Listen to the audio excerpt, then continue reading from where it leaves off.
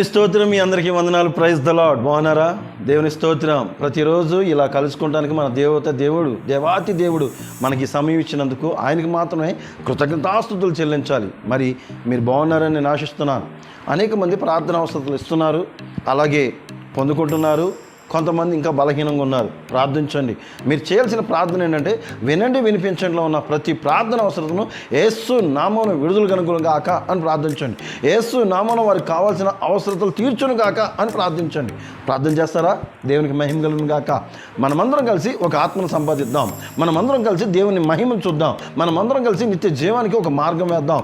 అయితే ఈరోజు వాగ్దానం కీర్తనలు 95వ అధ్యాయము 9వ వచనంలో రాయబడిన మాట, అచ్చట మీ పితరులు నన్ను పరీక్షించి శోధించి నా కార్యములు చూచిరి.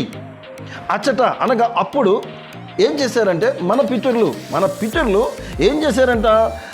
నన్ను పరీక్షించి శోధించి నా కార్యములు చూచిరి.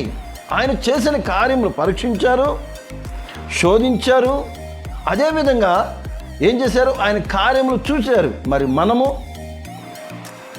మనము ఉదాహరణగా చంద్రబాబు నాయుడు, కేసీఆర్ గారు, రేవంత్ రెడ్డి గారు, జగన్ గారు, ఇంకా ఎవరైనా సరే సీఎంలు కానీ లేకపోతే ఎవరైనా కానీ వారి పిల్లలు ఏ హోదాలో కావాలనుకుంటారు? వారు కూడా ఏం చేస్తారంటే, నేను కూడా తర్వాత సీఎం. ఎందుకంటే చాలా వరకు ఎమ్మెల్యేలు, నేను అంటున్నాను, ఇది రాజకీయంగా నేను మాట్లాడలేదు, మీకు అర్థం అవడానికి నేను మాట్లాడుతున్నాను. ఎవరైనా తన పిల్లలు కూడా తనతో పాటు, నా కుమారుడు ఎమ్మెల్యే కావాలి, నా కుమారుడు ముఖ్యమంత్రి కావాలి, నా కుమారుడు పాస్టర్ అవ్వాలి, నా కుమారుడు పొంతులో ఏది కావాలని ఆశపడతారు కదా. మరి మనం ఎక్కడున్నాం? అసలు మన పితరులు శోధించినట్టు శోధించామా? మన పితరులు పరీక్షించామా? ఏంటిది? ప్రభువా, నిన్ను ఈ రీతిగా నన్ను ఉంచినందుకు వందనాలయ్యా. ఇదిగో ఈ రీతిగా నిన్ను పరీక్షిస్తున్నాను. ఎలా అంటే, నా మాట వింటున్నావా అయ్యా? నా మాట నీ పాదాల దగ్గరకు వస్తుందా అని ఎప్పుడన్నా శోధించావా? ఎప్పుడన్నా పరీక్షించుకున్నావా? ఎప్పుడు పరీక్షించుకుంటాం? మరి ఇంకా నువ్వే ఇంకా వెతికే స్థితిలోను, ఇంకా శోధించే పరీక్షలోను ఇంకా నువ్వు అలాగే ఉంటే మరి నీ పిల్లలకి ఇంకెవరు నేర్పుతారు అంటున్నాడు కదా ఇక్కడ. నా కార్యములు చూచిరి. ఆయన చేసిన కార్యములు చూశారు. మరి మీరు చూస్తున్నారు, మీ పిల్లలకి తెలియజేయట్లేదు. ఉద్యోగం లేనప్పుడు ఉద్యోగం గురించి ప్రయాసపడ్డారా? ఇబ్బందులు పడ్డారా? ఇరుకుల్లో ఉన్నప్పుడు, కరోనాలో ఉన్నప్పుడు, అనేకమైన సమస్యల్లో ఉన్నప్పుడు, మరణాంధకారమైన స్థితిలోకి వెళ్ళినప్పుడు ఆయన కార్యములు మీరు చూడలేదా? మరి దాన్ని వివరించండి, దాన్ని వర్ణించండి. నా ప్రభువైన యేసుక్రీస్తు వారు నన్ను ఆయన కార్యములు నాకు చూపించారని వివరించట్లేదు. సంఘాల్లో సాక్ష్యాలు చెప్పట్లేదు.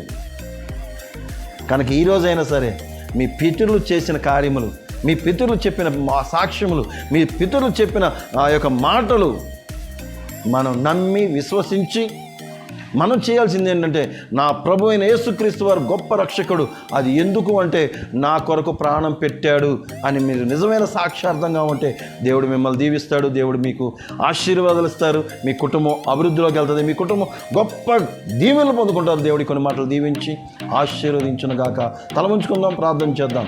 పరిశుద్ధుడా, జీవాధిపతి, నీకు వందనాలు, స్తుతులు, స్తోత్రాలు.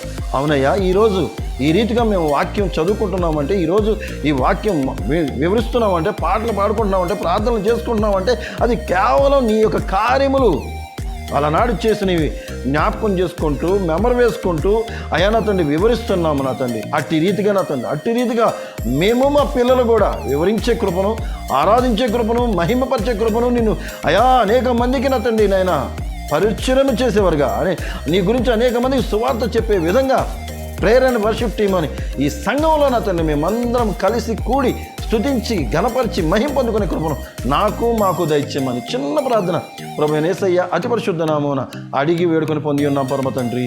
ఆమేన్. Praise the Lord. ఈరోజు పెళ్లి రోజు, అలాగే పుట్టినరోజు జరుపుకుంటున్న మీ అందరికీ నా హృదయపూర్వక వందనాలు.